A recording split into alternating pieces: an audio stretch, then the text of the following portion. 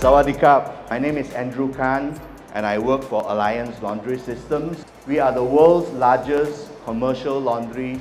We have the main factory in Wisconsin, USA. We have about 2,000 people there.